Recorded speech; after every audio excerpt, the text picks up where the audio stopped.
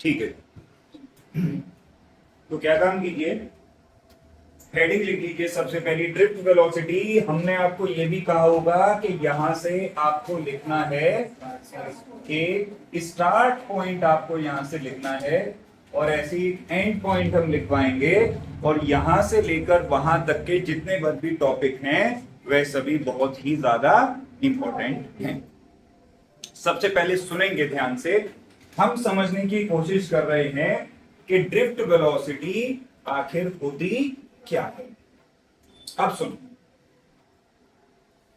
जैसे अपना रूम है, हम लोग यहां बैठे हैं मजे से और तुम लोग बैठ के पढ़ रहे हो।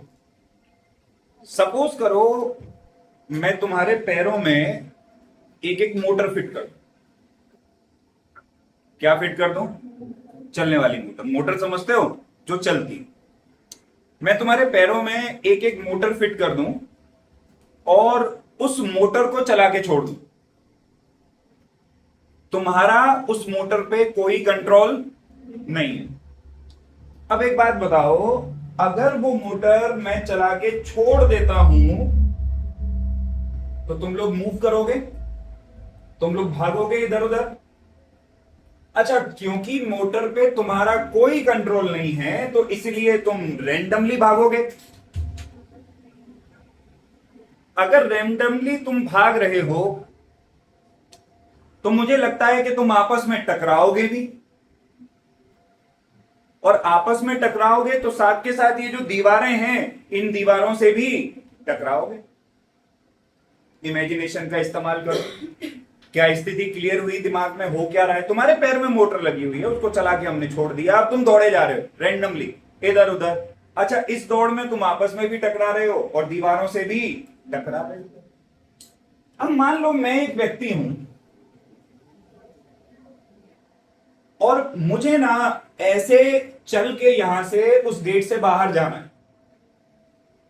मैं चल के उस गेट से कहां जाना चाहता हूं? बाहर। अब तुम मुझे सोच के बताओ, क्या तुम मुझे प्यार मोहब्बत से जा लेने दोगे, या जैसे ही मैं चलना शुरू करूंगा क्या होगा? तुम में से कोई सा ना कोई सा आके मुझसे भी टकराएगा, क्योंकि तुम सारे तो क्या कर रहे हो? दौड़ रहे हो। तुम सारे तो रैंडम क्या कर रहे हो? मोशन। उस मोशन पे तुम्हारा कोई काबू नहीं है। तो होगा कुछ ऐसे कि मैं जैसे चलना शुरू करूंगा, एक इधर से आके टकरा गया, धैर्य। अब मैं जा रहा था सीधा, मेरा रास्ता बदल के इधर को कर दिया, उधर से फिर एक ने टक्कर मारी, फिर मैं ऐसे सीधा गया। हो सकता है कोई सामने से टक्कर मार दे तो मैं वापस कहां चला जाऊं? पीछे। अरे हाँ ना बोलो। मतलब मैं जाना कैसा चाहता हूं? सीधा। मेरे को तो गेट पार करना है, मैं सीधा चल रहा था। क्या तुम मुझे जाने दे रहे हो? क्या तुम मुझे जाने दे रहे हो? नहीं जाने दे रहे ना, क्योंकि तुम लगातार मुझसे क्या कर रहे हो? टकरा रहे हो। तो तुम मेरे रास्ते को भी चेंज कर रहे हो। और सोचो, दिमाग लगा के बताओ, मेरी रफ्तार तुम्हारी टक्करों की वजह से घटेगी या बढ़ेगी? बोलो, घटेगी या बढ़ेगी? घट जाएगी जब मेरी रफ्तार, क्योंकि मैं बहुत तेजी से चलना चाह रहा हूं, तुम बार बार आगे टकरा रहे हो, बार बार मेरी डायरेक्शन बदल रहे हो, तो मुझे यहां से उस गेट तक जाने में बहुत ज्यादा क्या लग जाएगा? टाइम लग जाएगा। बात सही है कि नहीं है? तो तुमको ऐसा लगेगा कि मैं जो हूं बेसिकली वो रेंग रहा हूं, क्योंकि मेरी रफ्तार बहुत ज्यादा क्या हो जाएगी? स्लो। मेरी रफ्तार बहुत ज्यादा क्या हो जाएगी? स्लो। ये जो मेरी बहुत स्लो रफ्तार हो गई है, इसी रफ्तार को हम लोग क्या बोलते हैं? Drift velocity. अब तुम कहोगे कि इसको डेली लाइफ से हम कैसे कंपेयर करें? सुनो, ये कमरा वायर है, समझो बात को। जैसे ये एक वायर है और इस वायर को मैंने बैटरी से जोड़ा। इस वायर को मैंने बैटरी से, तो जब मैं बैटरी से इस वायर को जोड़ूंगा तो समझो, इलेक्ट्रॉन इधर से किधर भागेगा? इधर भागेगा। इलेक्ट्रॉन नेगेटिव से किस तरफ भागता है? पॉजिटिव की तरफ। तो ये कमरा जो है, ये कमरा तो ये वायर है, तुम लोग जो हो वो इस वायर के इलेक्ट्रॉन हो। किसके इलेक्ट्रॉन हो? अरे वायर अंदर से खाली थोड़ी है, वायर भी तो मेटल की बनी है। वायर किसकी बनी है? और मेटल में उसके क्या होंगे, इलेक्ट्रॉन। क्या वो इलेक्ट्रॉन रुके हुए होंगे? नहीं, क्योंकि तुमने 11वीं क्लास में पढ़ा है कि हर चीज हमेशा किस में होती है, मोशन में। और कैसे मोशन में? रैंडम मोशन में। तो इसके इलेक्ट्रॉन दौड़ रहे होंगे। अच्छा, मैं जो हूं, मैं वो ये वाला इलेक्ट्रॉन जो बैटरी ने भेजा है, जो किसने भेजा है, मैं चार्ज कैरियर हूं। मैं क्या हूं? मैं चार्ज को लेके जा रहा हूं, चार्ज को। तो मैं जाना तो कैसे चाहता था? सीधा। मेरी इच्छा थी कि मैं जाऊं कैसे, सीधा। लेकिन तुम जो वायर के इलेक्ट्रॉन्स थे जो अंदर नाच रहे थे, तुमने यहां, मैं जैसे ही मैंने अंदर यहां पे एंट्री ली, तुमने तुरंत मेरा पाथ जो है वो जिगजैग कर दिया और सीधे जाने की बजाय मैं ऐसे आड़ा टेढ़ा नाच नाच के यहां पहुंचा। और ये जो नाच नाच के मेरे यहां पहुंचने की रफ्तार है, यहां पहुंचने की जो रफ्तार है, इसी को क्या बोला जाता है? Drift velocity. ड्रिफ्ट का मतलब है बहुत धीमा, ड्रिफ्ट का मतलब है बहुत धीमा। तुम लोगों ने 10वीं में पढ़ा होगा जूल्स लॉ ऑफ हीटिंग, कुछ याद आया? कि H बराबर क्या हो जाता है, आई स्क्वायर। जब भी किसी वायर में से हम करंट पास कराते हैं, क्या पास कराते हैं, वायर क्या हो जाती है, गर्म हो जाती है। क्या हो जाती है? क्यों हो जा रही है गर्म? क्या लॉजिक है इसके पीछे? मैं इलेक्ट्रॉन सीधा जाना चाह रहा था, ये हरामखोर मुझे सीधे जाने नहीं दे रहे। ये मुझसे क्या कर रहे हैं, कोलाइड। क्या कर रहे हैं? कक्षा 11, कोई भी कोलिजन परफेक्टली इलास्टिक नहीं होती। कोलिजन कैसी होती है, in elastic. In elastic collision कौन सी, जिसमें एनर्जी का लॉस हो। तो जितनी ज्यादा टक्कर होगी एनर्जी का, उतना ज्यादा। और ये जो एनर्जी लॉस हुई, यही किसके फॉर्म में बाहर आ जाती है, हीट के फॉर्म में। इसलिए करंट दौड़ाते ही वायर क्या हो जाती है, गर्म। अरे हाँ ना बोल। तुमने 10वीं क्लास में एक और प्रॉपर्टी पढ़ी होगी, रेजिस्टेंस। रेजिस्टेंस वर्ड बना है रेजिस्ट से। किससे बना है? रेजिस्ट का मतलब क्या है, रोकना। अरे रेजिस्ट का मतलब क्या है, किसको रोकना? मेरे को कौन रोक रहा है जाने से? तुम लोग तो रोक रहे हो। अरे भैया एक बात सोच, अगर तुम लोग दौड़ ना रहे होते और मुझसे टकरा ना रहे होते तो मैं बिना किसी परेशानी के जाता? अरे हाँ ना बोल। लेकिन क्योंकि तुम लोग दौड़ रहे हो और मुझसे टकरा रहे हो, तो क्या तुम मेरे रास्ते को रोक नहीं रहे? इसी वजह से पैदा होती है क्या, रेजिस्टेंस। अगर किसी तरीके से इन टक्करों को तुम खत्म कर पाओ, क्या कर पाओ, तो रेजिस्टेंस भी क्या हो जाएगी, खत्म। क्या ऐसा हो सकता है, सोच के बोलो, क्या ऐसा हो सकता है कि इन टक्करों को पूरे तरीके से बंद कर दिया जाए? बोलो, क्या ऐसा हो सकता है? बिल्कुल हो सकता है, और हो चुका है। हो सकता है नहीं, सकता है इज अ डिफरेंट थिंग। हो चुका है। एक फेनोमेना जो है सुपर कंडक्टिविटी, क्या है नाम फेनोमेना का, सुपर कंडक्टिविटी। डिस्कवर किसने किया, प्रोफेसर एच केमरलिंग ओन्स। कौन से प्रोफेसर ने, प्रोफेसर एच केमरलिंग ओन्स ने सुपर कंडक्टिविटी डिस्कवर करी मरकरी पे। इन्होंने मरकरी को ठंडा कर दिया 4.2 केल्विन तक। कितने केल्विन तक, 4.2 केल्विन तक। अकल के दुश्मन हो, इस टेम्परेचर को अगर डिग्री सेल्सियस में निकालोगे तो -269 के आसपास निकलेगा। अब एक बात सोचो, तुम जो वायर के इलेक्ट्रॉन थे, तुम दौड़ क्यों रहे थे, टेम्परेचर की वजह से। किसकी वजह से? किसी भी बॉडी के पास जो इनिशियल एनर्जी होती है वो कौन सी एनर्जी होती है, थर्मल एनर्जी। कौन सी एनर्जी? अगर मैं तापमान घटा दूं तो तुम्हारी काइनेटिक एनर्जी भी घट। इस टेम्परेचर पे पहुंच के मरकरी की सारी काइनेटिक एनर्जी क्या हो जाती है, जीरो। तो तुम जो इलेक्ट्रॉन हो वो भागना क्या कर देते हो, बंद। एक बार तुमने भागना बंद किया, फिर मेरा रास्ता क्या है, साफ। फिर मैं आराम से निकल जाऊंगा। और इस कंडीशन में इसकी जो रेजिस्टेंस है वो क्या हो जाती है, बिल्कुल भाई साहब इनफाइनाइट कंडक्शन करता है मरकरी इस टेम्परेचर पे। इस फेनोमेना को क्या बोला जाता है, सुपर कंडक्टिविटी। है ना, बात समझ में आई? ये हो चुका है, लेकिन तुम देख रहे हो ये टेम्परेचर बहुत कम है अभी। सुपर कंडक्टर को एक बार अगर कोई करंट दो तो वो उसमें जीवन भर दौड़ता रहता है, क्योंकि करंट का सबसे बड़ा दुश्मन कौन है? रेजिस्टेंस। अगर तुमने रेजिस्टेंस जीरो कर दी तो करंट कभी भी खत्म नहीं होगा। क्या तुम्हें बात समझ में आई है? अच्छा एक बात बताओ, बहुत सोच के, एक साल तुम लोगों को हो गई 11वीं पढ़ते पढ़ते, क्या किसी चीज के ठंडे की जाने की कोई लिमिट है?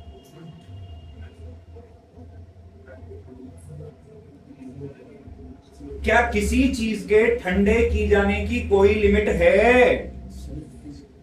कितने लोग कह रहे हैं लिमिट है? हाथ खड़े करो। कितने लोग कह रहे हैं लिमिट नहीं है? लिमिट है। लिमिट है -273.15। ये पूरे ब्रह्मांड की लिमिट है। इससे ठंडा तुम किसी को कर ही नहीं सकते, ना हम आज तक कर पाए। जान लगा ले अपनी पूरी, चाहे पूरी दुनिया को, मतलब इतनी एनर्जी कंज्यूम होने लगेगी इस टेम्परेचर पे आते आते कि पूरी धरती की एनर्जी फेल हो जाएगी, लेकिन ये टेम्परेचर अचीव नहीं होगा। हाँ, किसी को गर्म करने की कोई लिमिट नहीं है, ठंडे की ये लिमिट है, लेकिन हाईएस्ट टेम्परेचर इनफाइनाइट तक जा सकता है। तो मतलब इंसान ने इतनी तरक्की तो कर ली कि टेम्परेचर का एक सिरा तो पता लगा लिया, इससे कम टेम्परेचर पॉसिबल। लेकिन ये टेम्परेचर बहुत आसानी से अचीव, देखने में बड़ा अजीब लगेगा और सुनने में भी कि सर ठंडा ही तो कर रहे हैं, लेकिन ठंडा करने में भी बहुत ज्यादा क्या लगती है बेटे? एनर्जी। तो कितने ही बड़े बड़े कंप्रेसर लगा ले, इतना टेम्परेचर नहीं अचीव होगा। खैर, अब मैं यहां से हट जाता हूं। क्या ड्रिफ्ट वेलोसिटी समझ में आई? अब सोच के बता, ड्रिफ्ट वेलोसिटी किसकी वजह से? ड्रिफ्ट वेलोसिटी किसकी वजह से? इलेक्ट्रॉन्स की वजह से तो नहीं है, कोलिजन्स की वजह से। किसकी वजह से? वायर गर्म किसकी वजह से होती है? कोलिजन्स की वजह से। और रेजिस्टेंस भी किस वजह से? कोलिजन्स की वजह से। कुछ बात समझ में आई है? अरे हाँ ना बोलो यार। ये जो रामायण मैंने समझाई 2 मिनट, इसको हिंदी में लिख लो अपनी भाषा में, हो क्या रहा है, फिर मैं परिभाषा। ड्रिफ्ट वेलोसिटी में it is defined as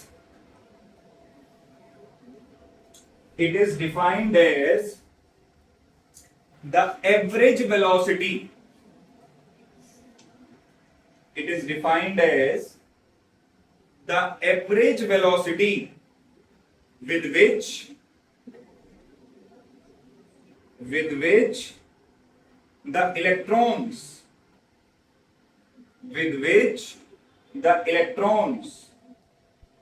move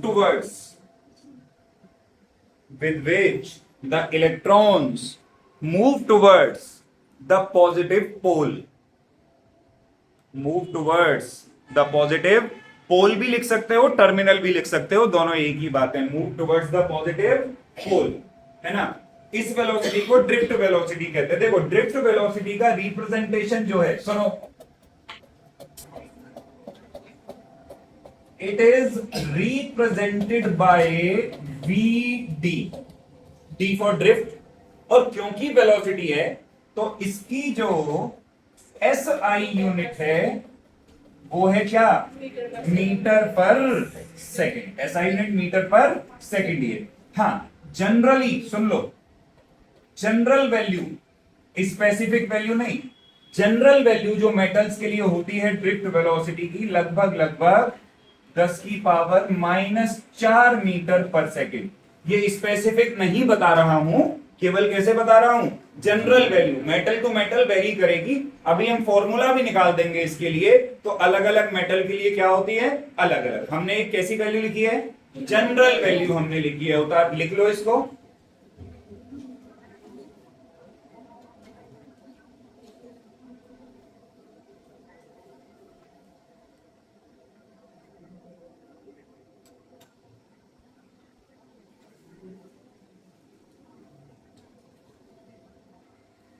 clear है भाई? लिख लिया ना? देखो, यहीं से करते हैं। लिखो एक derivation, expression for drift velocity, expression for drift velocity. समझो जरा बात को, अब ध्यान से थोड़ा सा समझ लो, पूरी डेरिवेशन कर रहे हैं। अच्छा एक चीज सुनो बहुत ध्यान से, इस साल तुमने 12वीं का रिजल्ट देख लिया, ठीक है, फिजिक्स और मैथ्स में सबसे ज्यादा नंबर कटे हैं बच्चों के, कारण स्टेप्स आप लोगों ने, मतलब सॉरी आप लोगों ने नहीं, उन लोगों ने नहीं लिखे। अब हो क्या रहा था कि पहले जब टीचर मैन्युअली चेकिंग करते थे और तुमने कोई न्यूमेरिकल किया, मान लो तुमने ज्यादा अकल लगा दी और वो 10 स्टेप में न्यूमेरिकल होना था, तुमने उसको 6 स्टेप में खत्म कर दिया, कुछ कैलकुलेशन अपने मन में कर दी, तो पहले टीचर बच्चे की इंटेलिजेंसी देख के उसको पूरे नंबर दे देता था कि भाई बच्चा इंटेलिजेंट है। ओएसएम में ये खत्म हो चुका है, टीचर चाह के भी नंबर नहीं दे सकता। अगर तुमने 4 स्टेप मिस कर दिए तो 2 नंबर कटे, एक स्टेप का आधा नंबर, मतलब 5 नंबर के क्वेश्चन में 10 स्टेप होने चाहिए। इसलिए लिखने पे विशेष ध्यान दो, how to write the exam, वहीं पे तुम लोग मार्क खा रहे हो। 80 और 90 नंबर वाले में इसी चीज पे फर्क पड़ गया, ठीक है। अब सुनो बात ध्यान से, एक्सप्रेशन फॉर ड्रिफ्ट वेलोसिटी तो हम निकालते हैं कैसे, एक बात करते हैं। मैं जानता हूं कि फोर्स का फॉर्मूला क्या होता है, मास इंटू, होता है नहीं होता है, ऑल्सो मैं ये भी कह सकता हूं कि फोर्स बराबर क्या होता है, क्यूई। फोर्स बराबर क्या होता है, इलेक्ट्रोस्टैटिक्स। कहां से निकाला formula, electrostatics, from 1 and 2 M A बराबर क्या हो जाएगा, तो ए बराबर क्या हो जाएगा, क्यू ई बाय, क्या हो जाएगा भाई, Q E by, let this be equation number 3। अब समझो, मैं इलेक्ट्रॉन था, मुझे इस दरवाजे से वहां जाना था, जब मैं चलने लगा तो क्या तुम लोग मुझसे सिर्फ एक बार टकराओगे या कई बारी टकराओगे, सोच के बोलो, एक बारी या कई बारी। जब तुम मुझसे कई बारी टकराओगे तो मेरी रफ्तार एक बार बदलेगी या कई बारी बदलेगी, बात सही है। अगर मैं ये मान लूं कि let there be N collisions, मुझे नहीं पता ना मैं कितनी बार टक्कर खा रहा हूं, तो मैंने मान लिया कि कितने कॉलिजन हो रहे हैं, एन नंबर ऑफ कॉलिजन्स हो रहे हैं, और साथ के साथ लेट कर लेते हैं V1 V2 Vn be the final and U1 U2 UN be the initial velocities of electron. Initial velocities of, भाई हर बार जब टक्कर लगेगी तो फाइनल वेलोसिटी भी अलग हो जाएगी और इनिशियल वेलोसिटी भी क्या हो जाएगी, अलग हो जाएगी। तो मैंने हर बार की टक्कर की वेलोसिटी अलग अलग मान ली, ठीक है। अब देखो, यूजिंग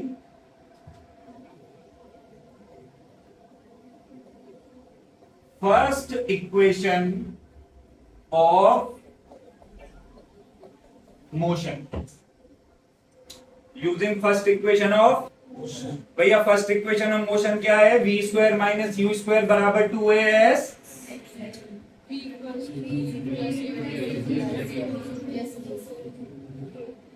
ये नहीं होती जो मैंने बोली, यही तो होती है, यही होती है ना, है ये थर्ड है, अच्छा पता है तेरे को। तो फर्स्ट इक्वेशन ऑफ मोशन क्या होगी, v is equal to U plus A T. तो इसका अगर मैं इस्तेमाल करूं तो मैं लिख सकता हूं v1 बराबर u1 plus acceleration a into में टाइम। सुनो, टाइम को ले लें t1, क्या ले लें, अब वैज्ञानिकों ने दिमाग लगाया, बोले यार मजा नहीं आ रहा है, एक्सेलरेशन को a लेते हैं। इस टाइम को सुनना ध्यान से, इस टाइम को उन्होंने एक नया नाम दिया और उन्होंने इसको कहा टाउ1।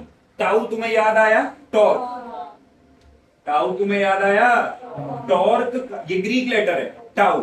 तो हम इसको इसी से रिप्रेजेंट करते हैं। अच्छा, इससे क्यों रिप्रेजेंट किया? क्योंकि इसको टाइम नहीं बोलते, इसको बोला जाता है रिलैक्सेशन टाइम। अच्छा, क्यों रिलैक्सेशन टाइम, ये भी समझ लो, हर बात का जवाब मिलेगा। मान ले मैं, एक बंदा आगे मुझसे यहां टकराया, अब अगली टक्कर मान ले मैं यहां जाके कर रहा हूं, ठीक है? तो इस टक्कर और अगली टक्कर के बीच का टाइम क्या है?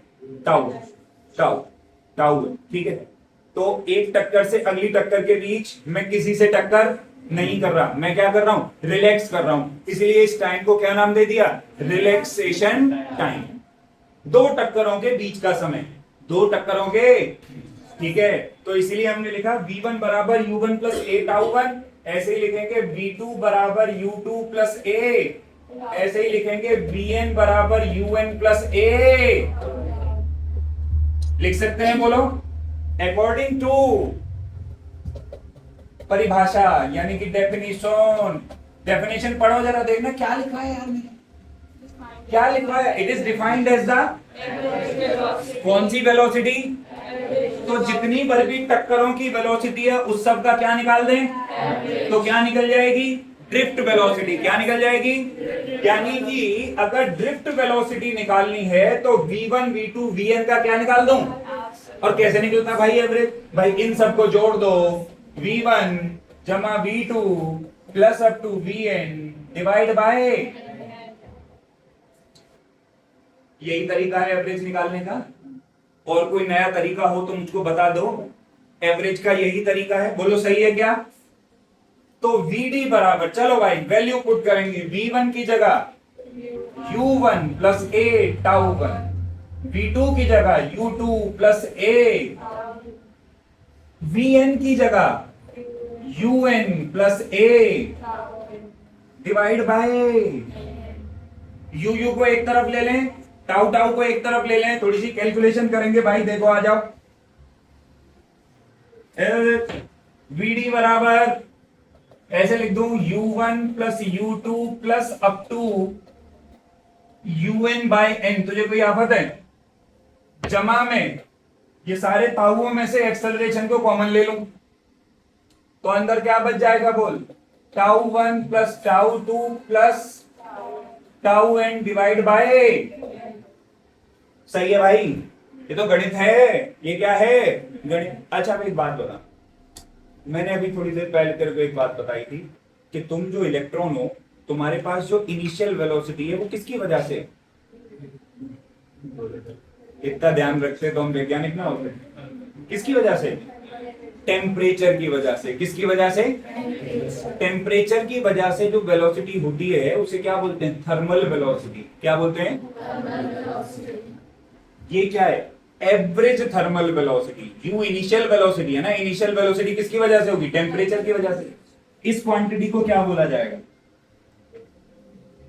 इस क्वांटिटी को बोला जाएगा average thermal velocity. Average thermal. अच्छा, एक बात बता, मेरा दिमाग कहता है किसी भी चीज की एवरेज थर्मल वेलोसिटी हमेशा जीरो होती है। क्या होती है? उदाहरण के तौर पे, जैसे मान लो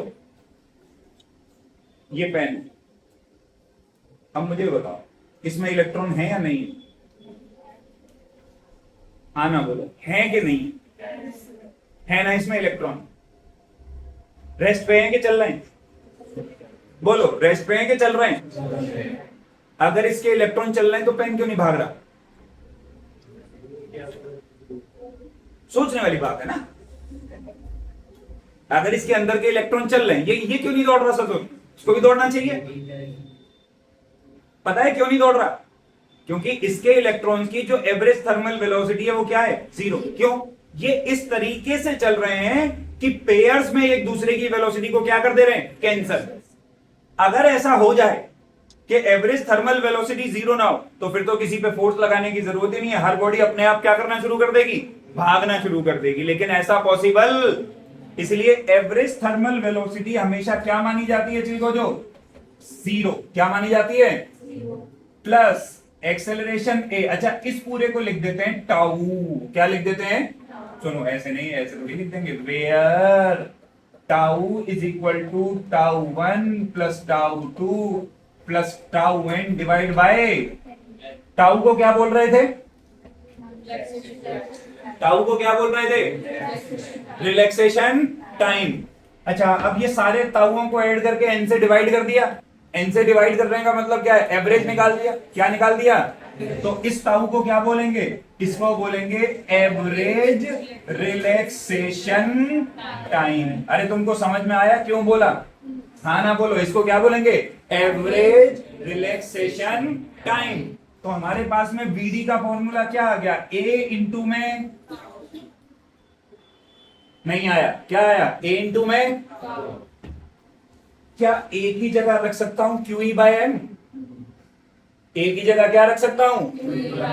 जैसे ही ए की जगह क्यू ई बाय एम रखूंगा, वीडी बराबर Q E tau by M. अच्छा, ये इलेक्ट्रॉन के लिए निकाल रहे हैं। किसके लिए? किसके लिए? इलेक्ट्रॉन पे चार्ज कितना होता है? ई। क्या होता है? तो वीडी का फॉर्मूला क्या बन जाएगा? ई टाउ बाय एम। समझ आई बात? इलेक्ट्रॉन पे चार्ज कितना होता है? स्मॉल ई होता है ना? अरे यार, इलेक्ट्रॉन पे चार्ज की वैल्यू क्या होती है? 1.6 इंटू 10 टू पावर माइनस 19। उसको क्या लिखते हैं? स्मॉल ई। क्या लिखते हैं? यहां पे लिख दूं, यहां पे लिख दूं, because Q is E for electron. Q बराबर ई फॉर इलेक्ट्रॉन। बोल सही है क्या? हाँ ना बोल। अच्छा, एक बात बता चल बोले, अगर इस यार मैंने वायर नहीं बनाई, बना दे। मान ले इस वायर के लिए हम कैलकुलेशन कर रहे हैं। किसके लिए कैलकुलेशन कर रहे हैं? इस वायर की लेंथ है एल। वायर की लेंथ है, क्या मैं ये लिख सकता हूं E बराबर V बाय एल? हाँ ना बोल। ऐसे नहीं मुंडी हिलाओ, दिमाग लगाओ। क्या मैं लिख सकता हूं E बराबर V बाय एल? कई लोग कह रहे हैं ये कहां से आ गया? मैंने तो पढ़ाया था, पर मैंने पढ़ाया था E बराबर V बाय आर की जगह क्या रख दिया? तो E की जगह क्या रखा जा सकता है? V by. अगर मैं E की जगह इसी फॉर्मूले में V बाय एल रख दूं तो VD का एक और फॉर्मूला आ जाएगा, EV टाउ बाय। खूब सवाल आए हैं भाई इन दोनों फॉर्मूलों पे। डेरिवेशन तो चलो आई है, इन दोनों फॉर्मूलों पे खूब दबा के सवाल आए हैं। क्या डेरिवेशन पल्ले पड़ी? समझ आया क्या हुआ है प्रोग्राम? उतारो जरा। हर डेरिवेशन रटी नहीं जाती बेटा। घर जाके कम से कम 4-5 बार इसको लिख मारना, डेरिवेशन को। ठीक है? देखो, मुझे खुद परेशानी है सीबीएसई से, ये खुद हमें भी प्रॉब्लम है कि सीबीएसई या तो डेरिवेशन पूरे तरीके से सिलेबस में से हटा दे, पूरा पेपर क्या कर दे? ऑब्जेक्टिव। तो हम भी थ्योरी पढ़ाने की बजाय फिर किस पे ध्यान दें भाई? न्यूमेरिकल्स पे ध्यान दें। अब सीबीएसई ने डेरिवेशंस डाल रखी हैं 80-80 सिलेबस में, चले देते हैं पेपर में 2। बड़ी समस्या है। तो इसलिए जितनी लाइन से आती जा रही है उनको क्या करते चलो। मैं कह रहा हूं याद मत करो, रट लो भाई साहब। एक डेरिवेशन को पकड़ो, 10 बार लिख डालो। कब तक याद नहीं होगी? 3 दिन बाद फिर लिख डालो, याद हो जाएगी। तो उसको तो कम से कम फ्री के नंबर तो हटाओ। चलो, ये भी बड़ी इंपॉर्टेंट डेरिवेशन है। देखो, relation between current and drift velocity. लिखो, हेडिंग लिखो। छोटी सी डेरिवेशन है, सिंपल सिंपल नहीं है ना, not simple, it is simple. हमारे सर जी ऐसे ही बोलते थे, ट्रिब्यूट टू हमारे सर जी, वो ऐसे ही बोलते, सिंपल। आओ, relation between current and drift velocity. देखो बेटा, इधर देखो, छोटी सी डेरिवेशन है। जैसे मान लो हम लेट कर लें ये वायर, ये क्या है बेटा? ठीक है, हमने क्या किया, इस वायर में से करंट पास करा दिया। मान लो आई करंट जा रहा है। कितना करंट जा रहा है? वायर की लेंथ मान लेते हैं L। ठीक है, वायर का एरिया ऑफ क्रॉस सेक्शन मान लेते हैं A।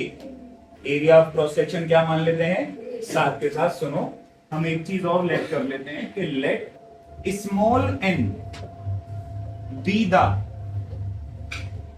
Number density of electrons. Number density समझते हो? तुम नहीं समझते हो। नंबर डेंसिटी मैं बताता हूं। नंबर डेंसिटी का मतलब है कि इस वायर के 1 मीटर क्यूब में कितने इलेक्ट्रॉन हैं। तुम्हें पता होना चाहिए ना कि जो कंडक्टर होता है उसमें बहुत सारे फ्री इलेक्ट्रॉन्स होते हैं। क्या होते हैं? बहुत सारे। क्या तुम्हें पता है उन फ्री इलेक्ट्रॉन्स की संख्या कितनी होती है? रफली अगर मैं बताऊं तो 10 की पावर 28 पर मीटर क्यूब। कितनी होती है? 10 की पावर 28 पर मीटर क्यूब। इसी को नंबर डेंसिटी बोलते हैं। इसी को क्या बोलते हैं? नंबर। तो हमने मान लिया, सुनो, हमने मान लिया 1 मीटर क्यूब में कितने इलेक्ट्रॉन्स हैं? n इलेक्ट्रॉन्स हैं। कितने इलेक्ट्रॉन्स हैं? बोलो, क्लियर है? यहां तक की बात समझ में आई? अच्छा, अब एक बात बता, इस वायर में से, सोच के बताना, इस वायर में से करंट पास हो रहा है या electron?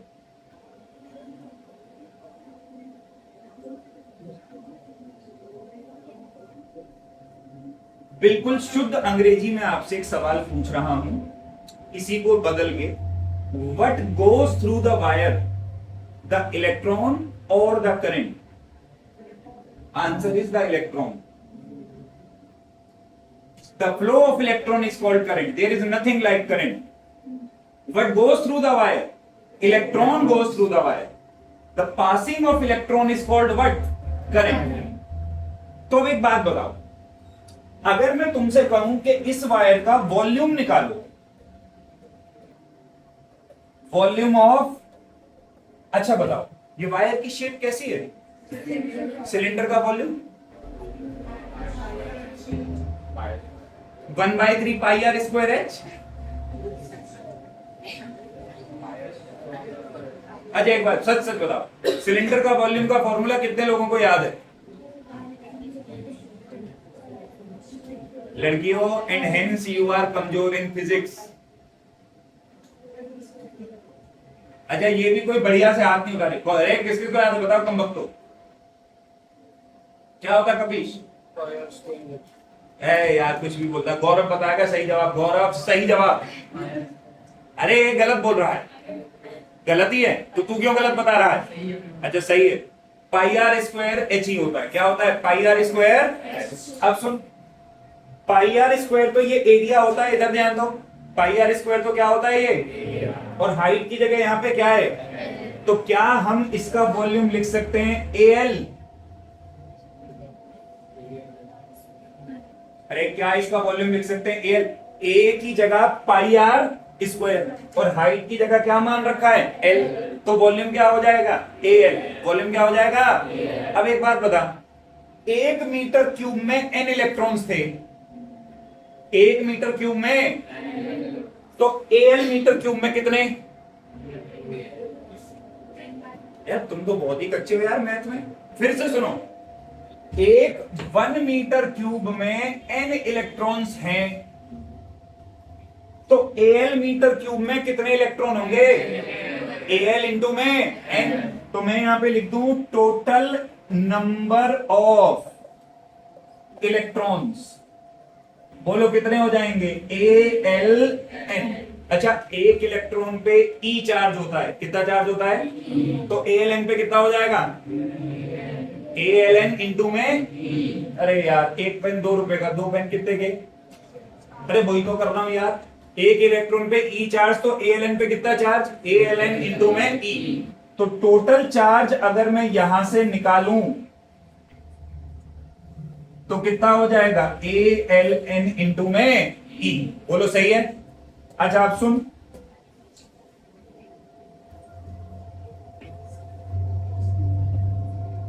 Using distance is equal to speed into. अच्छा एक बात बता, इलेक्ट्रॉन को अगर यहां से यहां जाना है तो कितनी दूरी तय करनी है? इलेक्ट्रॉन की स्पीड होती है ड्रिफ्ट वेलोसिटी, अभी अभी पता लगाया था, और टाइम मान ले टी। तो बोल टी का फॉर्मूला क्या है? एल अपॉन टी का फॉर्मूला क्या आ गया? एल अपॉन में। बोल सही है क्या? हमने बिल्कुल शुरुआत में एक फॉर्मूला पढ़ा था, करंट बराबर होता है चार्ज अपॉन में, चार्ज की वैल्यू रख दूं AlNE जो निकाल रखी है, तो Q की जगह रख दूं AlNE और टाइम की जगह क्या रख दूं L अपॉन L, ये आ गया, VD ऊपर चला गया, L ने L को मारा, I का formula ANE VD, very important formula. जो न्यूमेरिकल इस फॉर्मूले से होगा वो केवल इसी से होगा और किसी फॉर्मूले से सॉल्व नहीं हो पाएगा। उतार डालो।